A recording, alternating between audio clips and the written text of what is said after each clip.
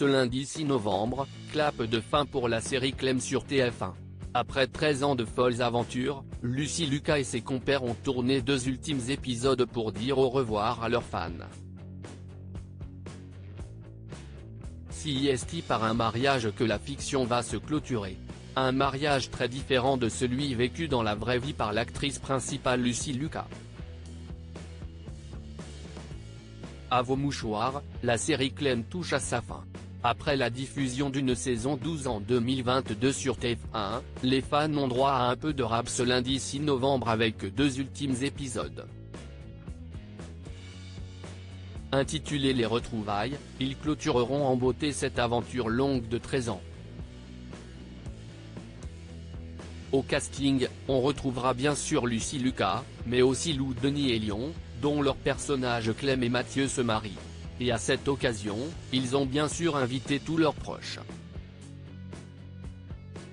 Agustine Galliana, Adrien, Carole Richer, Marie-France, Jandel, Michel, Thomas Chomel, Valentin, reprendront ainsi leur rôle pour ces au revoir qui s'annoncent à la fois drôles et émouvants.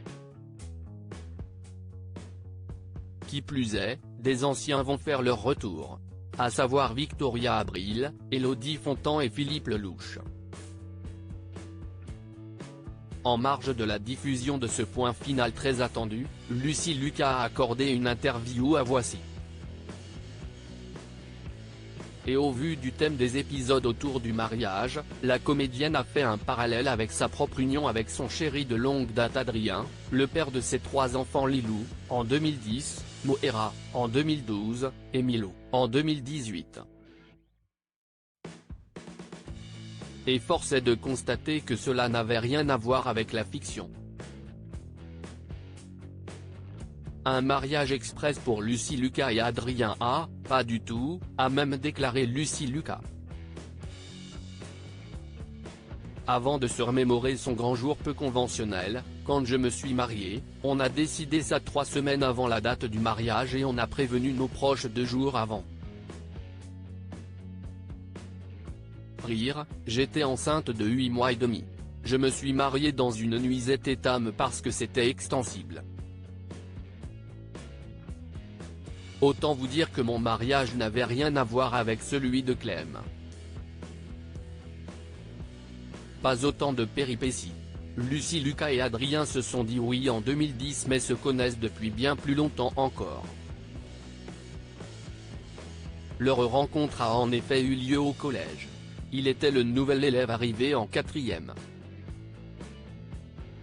Quand je l'ai vu, je me suis dit, celui-là, il me le faut. J'ai fait tout ce que j'ai pu pour l'avoir, mais ça n'a pas marché. Il est sorti avec des filles plus âgées et plus populaires.